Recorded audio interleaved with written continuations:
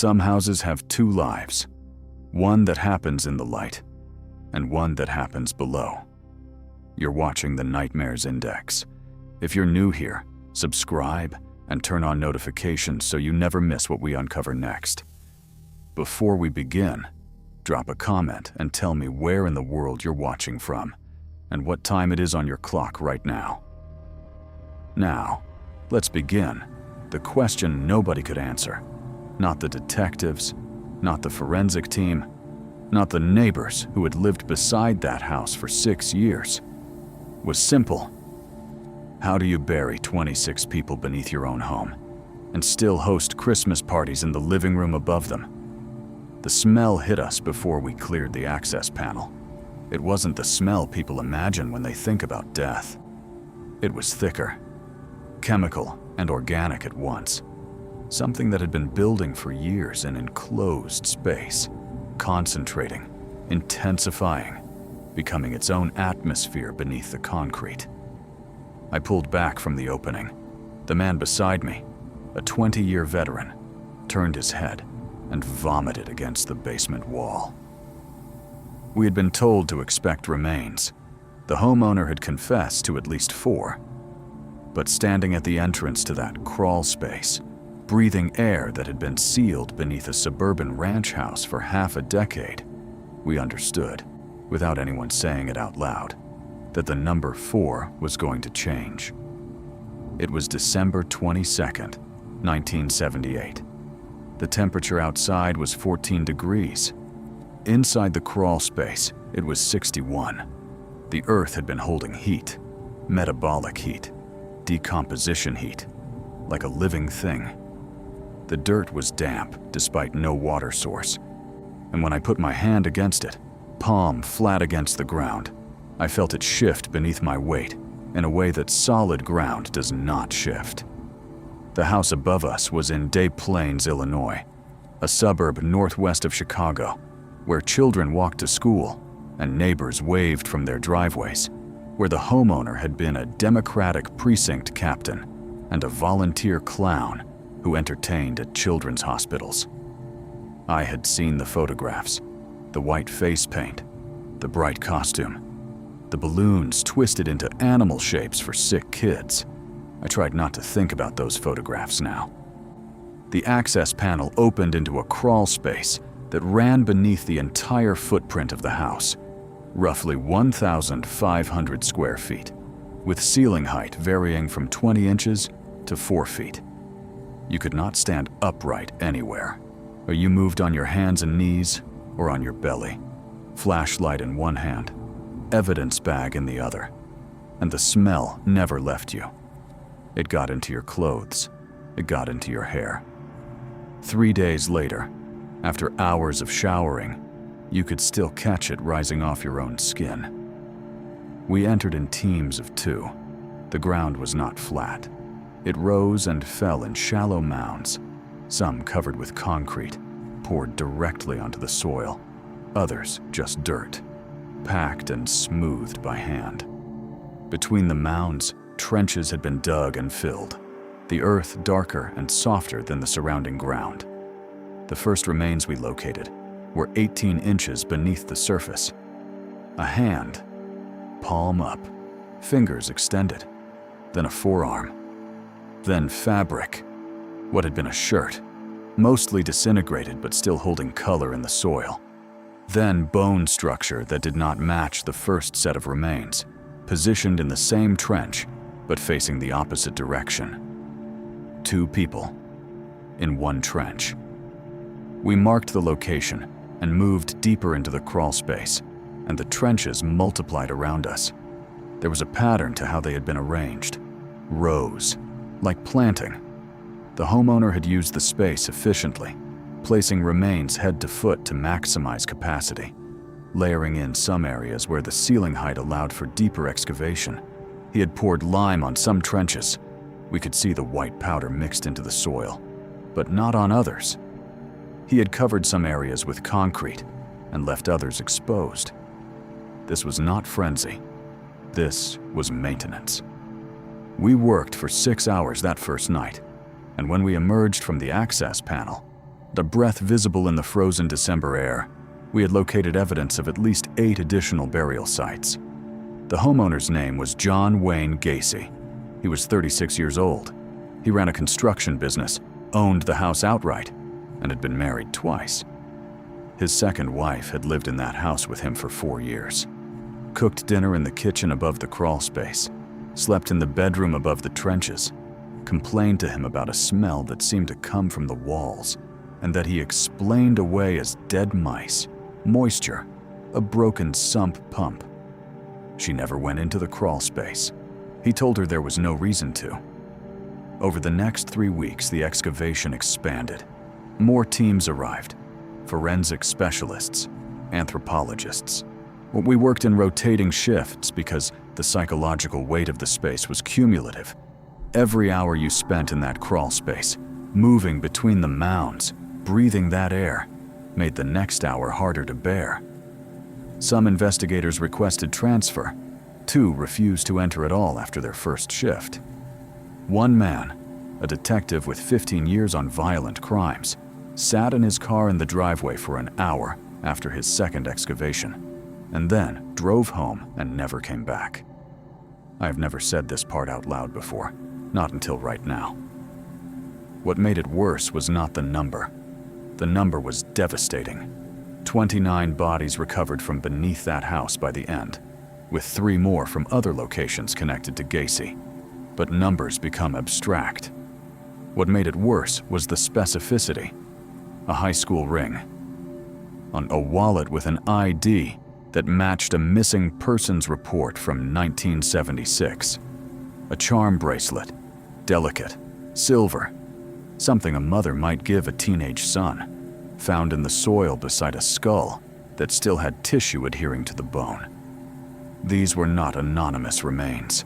These were people with names, people who had been reported missing, people whose families had spent years searching, filing reports, putting up flyers, keeping their rooms unchanged in case they came home. They had been beneath that house the entire time. 600 feet from the nearest neighbor, beneath a living room where Gacy had hosted cookouts and card games and shown off his paintings. Beneath a floor that visitors walked across without knowing what they were walking above. And the smell that neighbors had mentioned, that Gacy's wife had complained about, and that people had noticed when they entered the house, had been explained away for years. Bad drainage, old pipes, normal suburban problems that no one investigated because the alternative was unthinkable. You think you would notice. That's what everyone believes. That if something that wrong was happening that close to them, they would feel it somehow. They would sense it. Their instincts would warn them. But the documented record says otherwise. People visited that house for years. They sat in the living room. They used the bathroom. They stood in the kitchen waiting for drinks. And they noticed the smell. They mentioned it in statements after the arrest. Multiple witnesses confirming that the house had a strange odor that they could never quite identify. But none of them, not one, made the connection. What would you have noticed? What detail would have been enough to make you look closer, ask harder, push past the polite suburban explanations that kept the truth buried, literally buried beneath your feet? I have thought about this for years, and I still do not have an answer that I trust. We found identification for most of them, not all. Some remains were too decomposed for dental matching, and DNA technology did not exist in the way it does now. We knew approximately when each person had died based on soil analysis and decomposition rates, but some trenches contained multiple victims from different years, commingled, layered, impossible to fully separate. Gacy confessed to 33. We recovered evidence of 32. 1. John Butkovich, one of Gacy's employees, had been reported missing in 1975.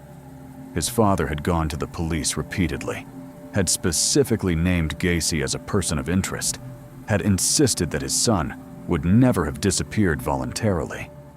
The police questioned Gacy. Gacy denied involvement. The case remained open. For 3 years, John Butkovich was beneath that crawl space. 3 years of his father filing reports. 3 years of his father calling the department. 3 years of his father driving past that house, looking at those windows, knowing, on some level that he could not prove, that his son was there. He was right. The trench was 9 feet from the access panel. His father had been looking at his son's grave from the street, and no one had listened. What ended it was not investigation, not neighbor reports, not the smell. It was another missing person. Robert Piest, 15 years old, so last seen at a pharmacy where Gacy had been discussing a construction job. Piest was high profile, good student, stable family, the kind of missing person case that draws resources. And when investigators started looking at Gacy, really looking, the house itself began to speak. The surveillance team noticed it first. Gacy knew he was being watched. He was nervous, erratic, oscillating between cooperation and hostility. He invited the surveillance officers inside for drinks, trying to normalize their presence. And while they sat in his living room, making conversation, the officers noticed the smell. Not faintly, not ambiguously. The smell that Gacy had been explaining away for 6 years was present in the room, thick and unmistakable, and the officers logged it in their report that same night. The search warrant followed. The access panel opened, and beneath the house where John Wayne Gacy had lived his public life, the clown, the businessman, the community volunteer, we found the truth. 29 people. In rows, in trenches. In the crawl space of a suburban ranch house, while life continued overhead. The number we recovered was 29. Gacy confessed to 33. 4 of them were never found. Story 2. 24 years. That was how long Elizabeth Fritzl lived beneath her own childhood home, beneath the house where her mother made breakfast every morning, beneath the garden where her siblings played, beneath the floorboards that her father walked across every day on his way to see her. 24 years and 55 square meters of underground space. When she finally emerged on April 26, 2008, and she was 42 years old, and she had not seen natural light since she was 18. The door opened on a medical scene. A 19-year-old girl, her name was Kirsten, had been brought to the hospital in Amstetten with severe convulsions, multiple organ failure, symptoms that no doctor could explain. She had no medical records, no vaccination history, no documented existence whatsoever. When hospital staff pressed for information, the woman who had accompanied her, pale, visibly malnourished, speaking in fragmented sentences as if language itself was something she had not used in years, began to explain. The explanation made no sense. It made less sense the more details she provided. And when the police finally followed her back to 40 Ibstrasse, to the house where she had been raised, where her father still lived, where her mother still cooked dinner and tended the garden, they found the door in the basement. I was not the first officer inside. I was the third. The first officer had radioed for backup and then gone silent for almost 2 minutes. The second officer had found him standing motionless at the bottom of the stairs, flashlight aimed at a reinforced door that looked like something from a bunker, staring at the space behind it. Neither of them had entered. Neither of them had been able to move. I pushed past them, stepped through the doorway, and I understood immediately why they had frozen. The space was impossible. Not the size, though it was small, cruelly small for what it contained. The impossibility was the evidence of time, the layers of adaptation, the signs of life continuing in a place where life should not have continued at all. There were 3 rooms connected by narrow passages. The ceilings were low. I am not a tall man, and I had to stoop in places. The walls were concrete, unpainted, with patches of mold spreading in patterns that suggested years of moisture. There was no natural light. The only illumination came from fluorescent tubes that hummed with a frequency that became unbearable after a few minutes. In the first room, there was a small kitchen, a hot plate, a mini refrigerator, plastic containers stacked neatly on a shelf, food storage, meal planning, the routines of a household condensed into 60 square feet. In the second room, there was a television. The television was on. An Austrian talk show was playing, voices and laughter filling the space. And seated in front of it, on a worn mattress pushed against the wall, were two people. Children. Teenagers. A boy and a girl. They looked at me with expressions I had never seen before, and have never seen since. Curiosity without recognition, interest without understanding. I found out later that they had never seen a stranger before. In their entire lives, they had seen exactly 3 faces: their mother, their sister, and the man who had put them there. The third room was where Elizabeth had slept. A narrow bed, a small table with medications arranged in careful rows, a calendar on the wall with dates marked in different colors, some pattern she had developed to track time in a place where time had no meaning, and drawings, hundreds of drawings, taped to every available surface: flowers, trees, animals, landscapes, things she could only have remembered from before. She had drawn the outside world for 24 years because she could not see it. I stood in that room for less than 30 seconds before I had to leave. The space had an atmosphere, not just physical but psychological. The air felt heavy, wrong, saturated with something that I could not name, but that my body recognized as danger. 24 years.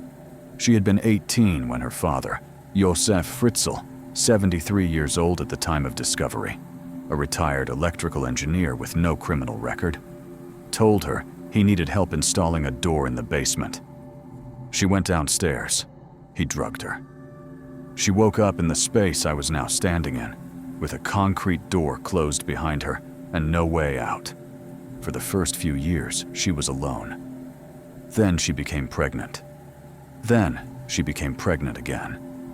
7 children were conceived in that space over 2 decades. 3 of them were raised by Elizabeth in the basement. 3 were taken by Fritzl upstairs, presented to his wife as foundlings, doorstep babies, abandoned children that Elizabeth, who Fritzl claimed had run away to join a cult, had supposedly left behind before disappearing again. One died 3 days after birth. Josef Fritzl burned the body in the furnace. His wife, Elizabeth's mother, lived in the house above for 24 years. She cooked meals. She watched television. She helped raise the 3 grandchildren who had been abandoned on her doorstep. She never went into the basement. Josef Fritzl had told her it was not her concern, and she had accepted this, or for 24 years. The sound insulation was nearly complete. Fritzl had built the space himself. Concrete walls, reinforced doors, multiple barriers between the basement prison and the house above. But not entirely complete. At night, when the house was quiet, Elizabeth's mother sometimes heard noises beneath the floor. She mentioned this to investigators later. Muffled sounds, movement, things that did not quite make sense. But she had never investigated. She had never asked. Her husband had told her not to worry. She had believed him. What survives in a situation like this? What part of a person remains when every external structure of human existence, light, space, time, contact with the world, is removed? Elizabeth made it clear in the limited statements she provided after the rescue that survival wasn't passive. It was active. It was constant. Every day in that basement required decisions: how to ration food, how to manage space with growing children, how to create educations and structure, and some semblance of normalcy for people who had never experienced normal. She taught her children to read using the television. She marked birthdays. She enforced bedtimes and meal schedules. She created a world, a limited, claustrophobic, impossible world that still functioned as a family. And she waited. For 24 years, she waited for an opportunity that might never come. If you had spent a decade in that space, knowing that your father walked across the floor above you every day, knowing that your mother cooked dinner 20 feet from where you were imprisoned, what would have kept you going? What routine would you have built? What story would you have told yourself about how this would end? I do not know what Elizabeth told herself. She has not said publicly. But whatever it was, it held for more than 2 decades. The opportunity came through crisis. Kirsten, the eldest of the basement-born children, became critically ill. Her symptoms exceeded anything Elizabeth could manage with the limited supplies Fritzl provided. For the first time in 24 years, Elizabeth told him that if he did not get Kirsten to a hospital, she would die. Fritzl refused. Elizabeth insisted. What passed between them, what leverage she found, what argument she made after 2 decades of captivity, is not in any public record. But Fritzl agreed. He took Kirsten to the hospital and left her there with a note typed, explaining that she was the daughter of his missing daughter Elizabeth, and that he did not know her medical history. The doctors were baffled. The symptoms were extreme. They issued a public appeal for information about the girl's mother. Fritzl showed the appeal to Elizabeth. And then, in a decision that investigators have analyzed endlessly, that psychiatrists have theorized about, that no one fully understands, Fritzl brought Elizabeth out of the basement. He brought her to the hospital to explain her daughter's condition. After 24 years of preventing exactly this, he unlocked the door and took her outside. She did not run immediately. People ask about this. They ask why, with freedom suddenly available, she did not simply flee.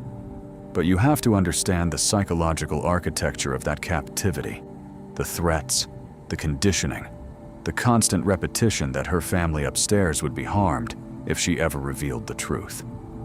She had 2 children still in the basement. She had her mother living above it. She had 24 years of survival strategy that she could not simply abandon. What she did was wait for the right moment. And when police finally spoke to her, when she understood that her father was being detained, that her children were safe, that the door was truly open, she began to explain. The explanation took hours, then days. And we stood in that basement. The 3 rooms, the narrow passages, the drawings on the walls. And we tried to understand what 24 years in that space had meant. The forensic team documented everything. They measured the rooms. They cataloged the objects. They photographed the calendar with its color-coded marks, the stacks of food containers, the medications, the evidence of a life lived in conditions that should not have sustained life. One detail stays with me more than the others. In the main living area, if you can call it that, Elizabeth had mounted a small mirror on the wall. A simple mirror, the kind you might find in a bathroom. It was positioned so that, while seated on the mattress, she could look at herself. So she could remember what she looked like. So she would not forget her own face, in a place where the only faces she saw were her children. Children who looked like her because they had the same father, and the man who had taken everything from her. She looked in that mirror every day for 2 decades. That is what survival looks like. That is what the will to remain a person looks like when every external confirmation of personhood has been stripped away. Josef Fritzl was sentenced to life imprisonment in March 2009. He is still alive, in psychiatric detention. Elizabeth and her children have been relocated. Their identities have been legally changed. Their location is protected by Austrian law. She has given exactly one media interview in the years since her rescue.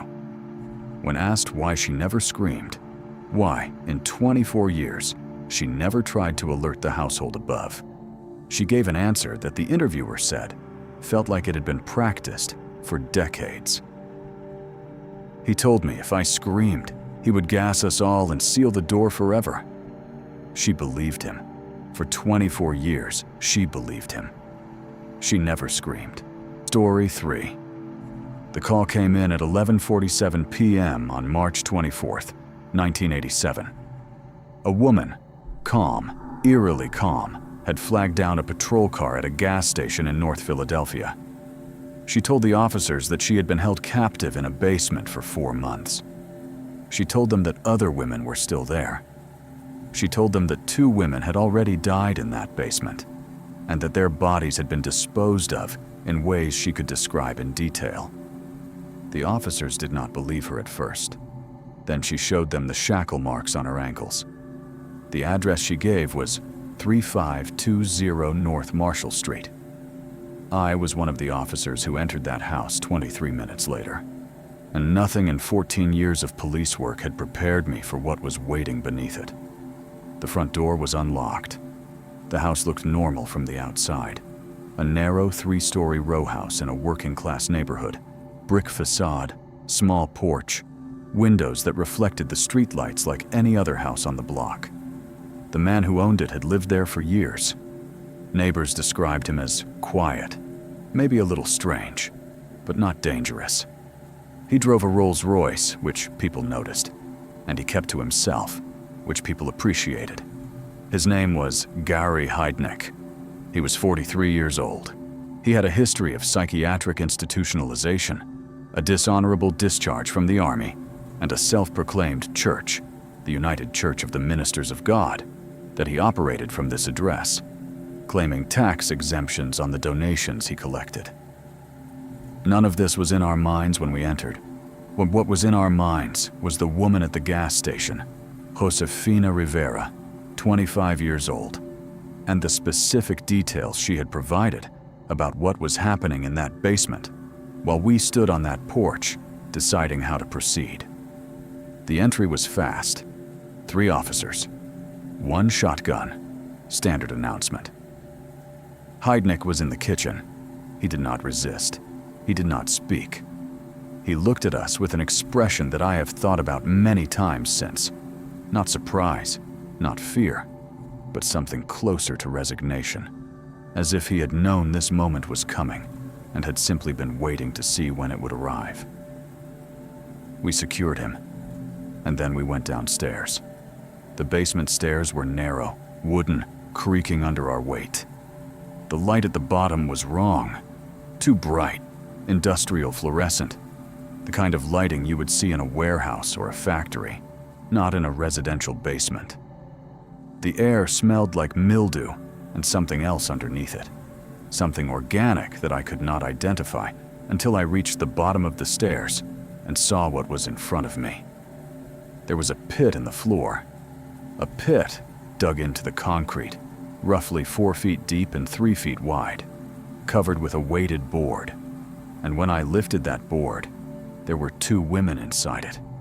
They were chained at the ankles. They were naked. They looked up at me with eyes that did not track properly, that seemed to struggle to focus on my face, that held an expression I had never seen before. Something beyond fear, beyond exhaustion. Something that I later learned to recognize as the specific dissociation that prolonged captivity produces in human beings. I said, "Police, you're safe now." One of them started crying. The other one did not react at all. I found out later that the one who did not react, her name was Jacqueline Askins, had been in that basement for 5 months. The dissociation was not emotional distance. It was survival. It was the only way her mind had found to continue existing in that place. There were 4 women total, 2 in the pit, 2 chained to a sewer pipe along the back wall, shackled at the ankles with heavy chains, given just enough slack to reach a bucket that served as their toilet, surrounded by the evidence of months of captivity. Mattresses on the floor, stained and worn. A table covered with tools, screwdrivers, pliers, wire, things that had clearly been used for purposes beyond their intended function. A collection of weights, the kind used for exercise, that had been placed on the board covering the pit to ensure the women inside could not lift it from below. And in the corner, a chest freezer. I did not open the chest freezer that night. I wish I hadn't opened it at all. Heidnik had begun collecting women in November 1986. His stated goal, when he later explained it to investigators, was to create a family. He wanted 10 women. He wanted children with all of them. He believed he could build a private population in his basement, a controlled group of women who would bear his children and raise them together in the space he had prepared beneath his house. He called them his family. He had specific rules for them. They were punished for speaking to each other. They were punished for resisting. And they were punished for crying too loudly. The punishments escalated over time, from food deprivation to electric shock to the pit, where women were placed for days at a time with the board weighted above them and no light, no food, no ability to stand upright. 2 women had died before we arrived. Sandra Lindsay had been in the basement since November 1986. She died in early February 1987, after being suspended from a ceiling beam for an extended period as punishment. Heidnik had attempted to hide her death from the other women, but they knew. They had heard her final sounds through the basement walls. Deborah Dudley had been in the basement since late December. She died in March 1987, electrocuted in the pit while standing in water, while Heidnik applied current through a stripped electrical wire. The other women had witnessed this. They had been made to witness it. This was part of the system. The witnessing was intentional. Every punishment, every death, every horror was designed to be seen by the others, to demonstrate what happened to women who did not comply, who did not cooperate, who did not accept their place in the family Heidnik was building. What did Heidnik do with the bodies? The chest freezer in the corner contained Sandra Lindsay's remains, dismembered, frozen, stored alongside packages of frozen food that Heidnik had been serving to his captives without telling them what they were eating. Deborah Dudley's remains had been transported to a state park in New Jersey and disposed of there. Her body was recovered 3 weeks after the rescue. The women who survived, the 4 we found in that basement, the plus Josefina Rivera, who had escaped and led us there, had known about both deaths. They had known what was in the freezer. They had been forced to eat food prepared in that kitchen, and they had understood what might be mixed into it. They had survived by compliance, by waiting, by trusting that eventually, somehow, there would be an opening. Josefina Rivera had found that opening. Over 4 months of captivity, she had gradually convinced Heidnik that she was different from the others, that she accepted the situation, that she was willing to help him manage the other women, that she was loyal. She had participated in punishments. She had followed his orders. She had done things that, she later testified, she would carry for the rest of her life. And she had waited for the moment when he trusted her enough to let her outside. And the moment came on March 24th, 1987. Heidnik allowed her to accompany him on an errand, to visit her family, he said, to prove that she was not going to run, to demonstrate that she was truly committed to their new life together. He dropped her off at a gas station. He waited in the car. She walked inside, used the payphone to call the police, and then walked calmly to the nearest patrol car and began explaining what was in the basement at 3520 North Marshall Street. Imagine you are in that basement. You have been there for months. You have watched 2 women die. You have eaten food that you suspect contains human remains. You have been electrocuted, chained, starved, and placed in a pit in the ground for days at a time. And then, one night, an officer lifts the board above you and says, "You're safe now." What is the first thing you feel? Relief? Fear that it is a trick? The specific vertigo of freedom arriving so suddenly that you cannot process it as real?